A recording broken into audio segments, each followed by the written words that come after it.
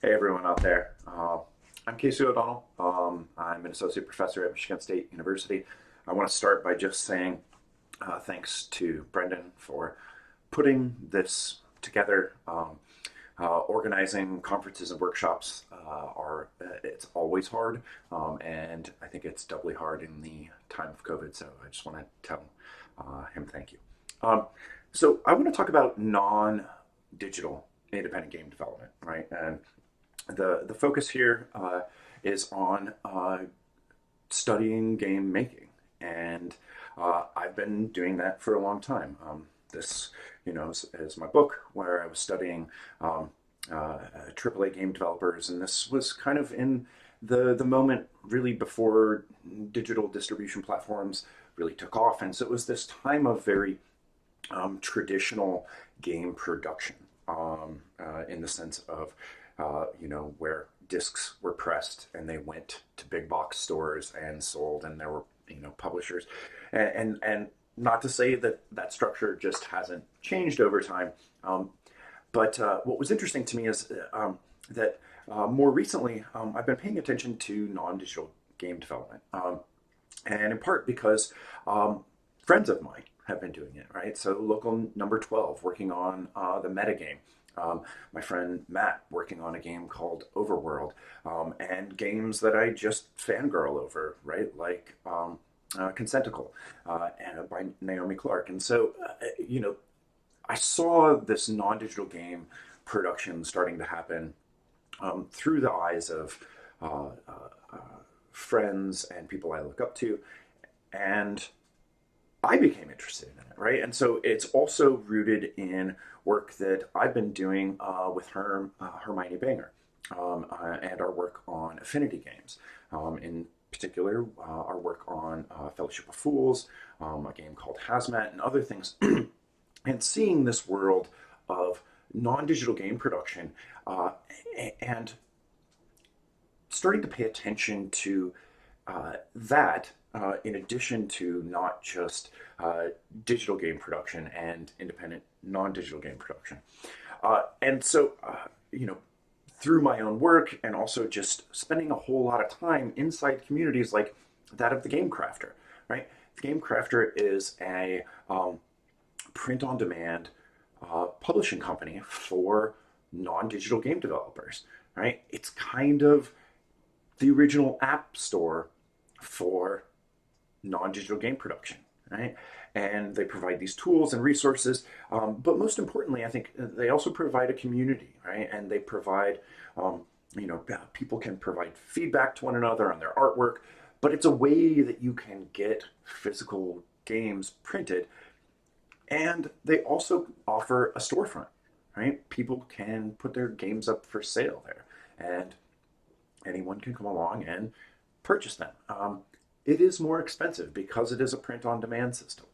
Um, but I became really interested in, well,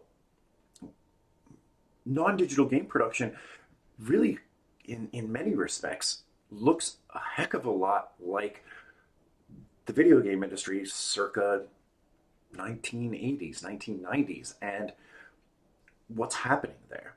Um, so it's also interesting because I look towards game conferences, and awards, things like Indiecade, and non-digital games do get attention. I mean, I don't think as much as digital games, but they're there, right? And even something like Meaningful Play, where we have a special category for non-digital games, and so there is attention, but there hasn't been this kind of research attention to their production, right? In a very production studies centric kind of mode. And so that's what I've been thinking a lot about lately. And one of the things that I've found really fascinating is the rise of print to play, as this way for non digital games to benefit from digital distribution platforms like itch, right? And so there are lots of print to play game developers that exist and thrive on itch, with the idea that their games, are distributed as PDFs, and maybe people print them, or maybe they just view them on their computer, because I don't actually know how many people have printers in their houses.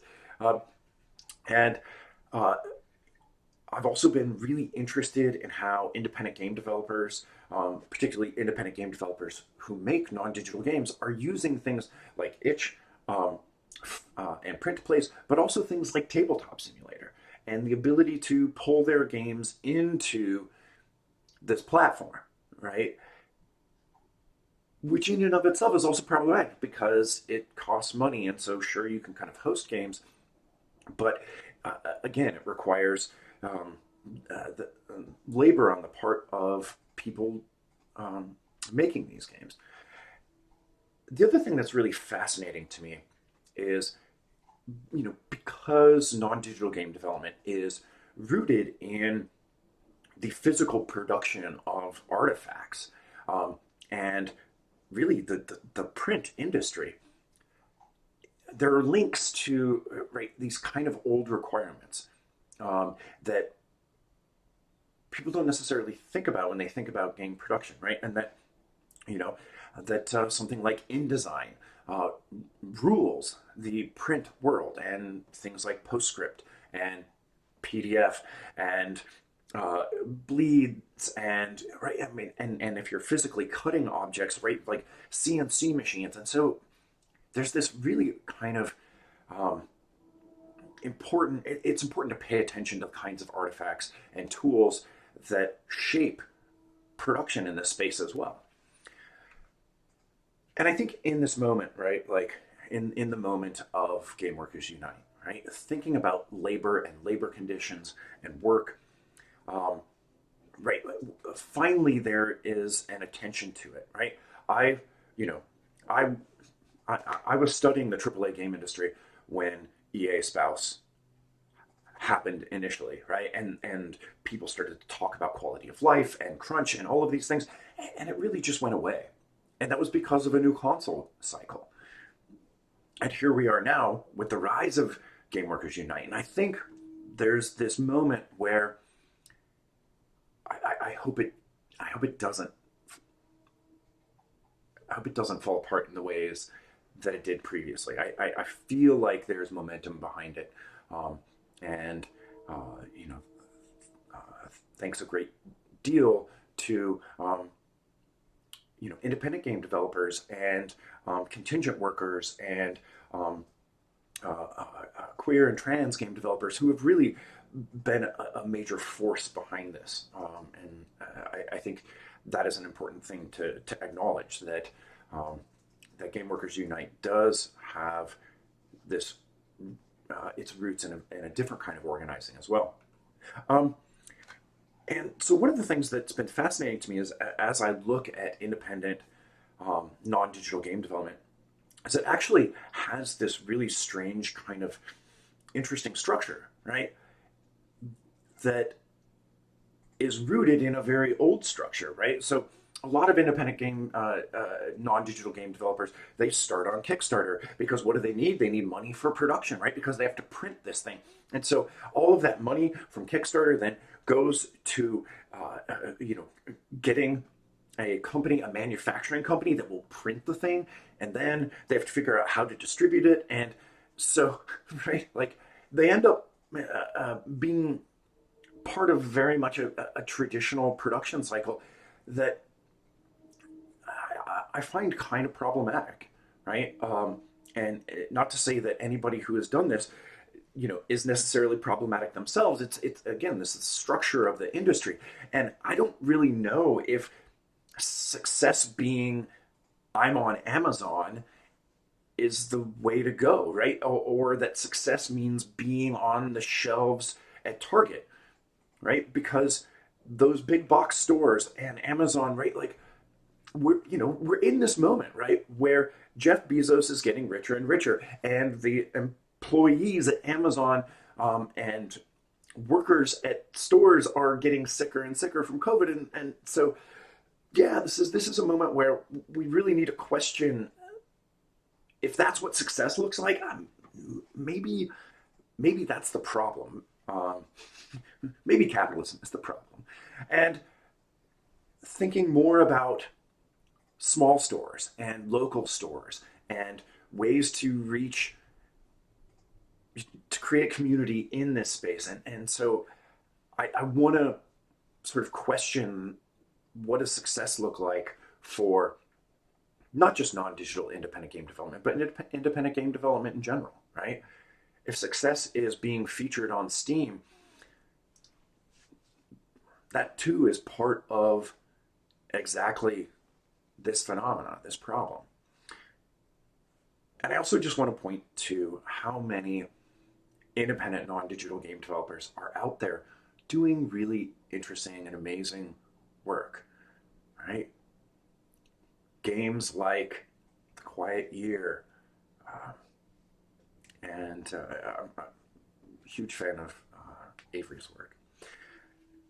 And so independent non-digital game developers are out there doing interesting things and pushing the boundaries, and not necessarily being co-opted into these same systems. Um, and I think non-digital game development really is an area that we can look to because it is rooted in physical things which need to be produced, and yet finding ways to sort of work around existing structures and systems. I'm not saying that I've figured it out, right? Like, I'm just sort of starting off in this myself. And so, but I think most importantly, I think it is important to look at non-digital games when we're talking about production studies as well, because they get at some of the structures that I think have become slightly more nascent with the rise of digital distribution platforms in digital game production studies. And so we can pull at different strings when we look at non-digital games. Thanks so much again. I hope everyone enjoys the workshop and the other presentations. I know I'm looking forward to it as well.